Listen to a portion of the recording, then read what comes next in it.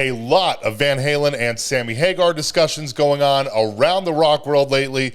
Last month, of course, we had Alex Van Halen release his long-awaited book, Brothers, Sammy Hagar. Most recently, we had the whole thing with Jason Bonham leaving the Best of All Worlds project, being replaced by Kenny Aronoff. There's a little bit of drama, not really any drama, but Jason Bonham did say that he was a little shocked that Sammy Hagar let him go from that project. But anyways, they've been all over the place. Sammy Hagar also this past weekend, along with Michael Anthony, they played at the halftime show at the Raiders game. I did not see the game. I have not seen anything other than just clips on YouTube. But according to Eddie Trunk, I guess if you were watching the game on TV, one of the commentators, like I said, it was Sammy Hagar and Michael Anthony performing, but I guess one of the commentators said Sammy Hagar and Alex Van Halen. So definitely not really something you want to mess up. I don't really know how that happens, but nonetheless, it happened. But in terms of the Alex Van Halen book, Brothers, one of the major talking points since that book came out is that there is virtually no mention whatsoever of the Van Hagar era. The book is mainly focused on the DLR years. I think, I've not read it again, but I think there's basically a hard stop after 1984. From what I've heard, the book just kind of ends, and I saw that really the only mention of the Sammy era, so to speak, doesn't even say Sammy by name, but there's a sentence that says something like, we had a lot of singers over the years or something like that, and that is really the only mention. So no mention of Sammy Hagar. And now that Sammy just announced the 2025 Best of All Worlds Las Vegas residency, he's been doing some press. He did an interview that came out over the weekend with Andy Green from Rolling Stone, where Andy was talking about how, again, Alex did not mention Sammy in the book, and that when Alex was doing his press tour, he seemed he did not want to mention Sammy at all then either. So he brought that up to Sammy. Here's what Sammy had to say in response to that. It's sad. I haven't read the whole book, but I've seen all the excerpts and I heard some of the interviews.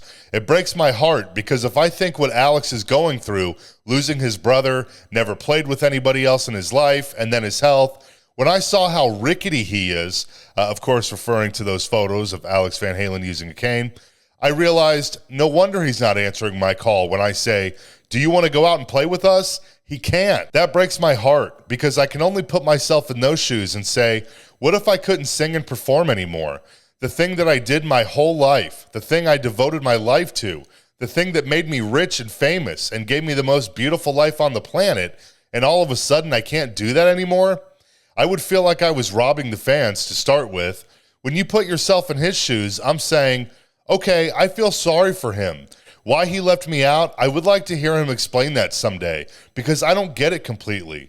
I know that he's bitter about some things, whatever that is. It's like, if you don't want that era, that even gives me more justification to say I own it then, because no one else can do it, and he can't do it even without me. It makes it easier for Mike and I. We're sitting there going, okay, I guess we own this, and we have the obligation to bring this to the fans to keep this music alive, keep it live and alive. This music is too good to throw away.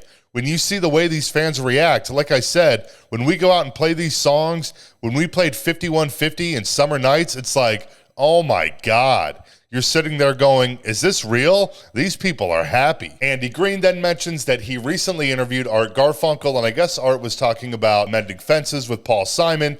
And then Andy says to Sammy that it's never too late for him and Alex to make up, to which Sammy responds, "It's on my bucket list that I will not take this to my grave, and I don't want Al taking it to his grave. I've put the olive branch out there many times, and I just put it out again to Irving Azoff." Irving Azoff is Van Halen's manager. "I want to give him some more credit about that book. The way he wrote it is soulful and touching. I mean, about their childhood. It's like a love letter to his brother, and that's touching to me. I want to give him some love for that. I understand he probably couldn't have done the whole era in one book. It would have been the Bible, the dictionary, so maybe he's got plans for a volume 2. Who knows? I want to be friends, though. I don't want to play in a band with Al. I'm not asking for that. I can see that he's not capable of doing that.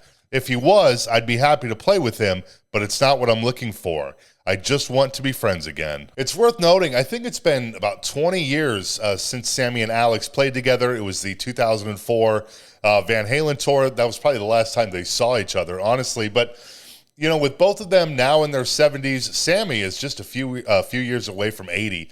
I think he just recently turned 77, which, I mean, it really is mind-boggling to look at Sammy and see how good he looks, how good he sounds for a guy that's pushing 80. I mean, it's insane. It really is remarkable. But anyways, both of those guys up there in age. I mean, with how long it's been, Alex Van Halen selling all of his stuff recently. I think in the book he says that the David Lee Roth era was the essence of the band. All that kind of stuff. I mean, and I haven't read it, but I've heard, I did a TikTok on this, and somebody commented, saying that Sammy threw Alex under the bus, and Eddie too, I think, quite a bit in his book. So if that's true, I mean, there's, a lot of things happen, a lot of things that play into this. I'd have to imagine that, it really just seems like Alex Van Halen just kind of wants to move on from everything, from, obviously from performing with selling his stuff, from the Sammy Hagar era. It seems like he's just ready to move on. Maybe the two can make up. It would be great if they did, of course. I mean, that would be a great thing. Stranger things have certainly happened, so we'll see what happens on that front. But again, I'll put a link down to that Rolling Stone interview in the description. It really is worth a read. I don't think it's locked behind a paywall like a lot of stuff on Rolling Stone is, but, outside of the Alex Van Halen stuff, Sammy touches on a number of things, including the new song that he was working in the studio on with Michael Anthony, Joe Satriani, and Kenny Aronoff, who just replaced Jason Bonham in that Best of All Worlds project. I guess the song is going to be a tribute to Eddie.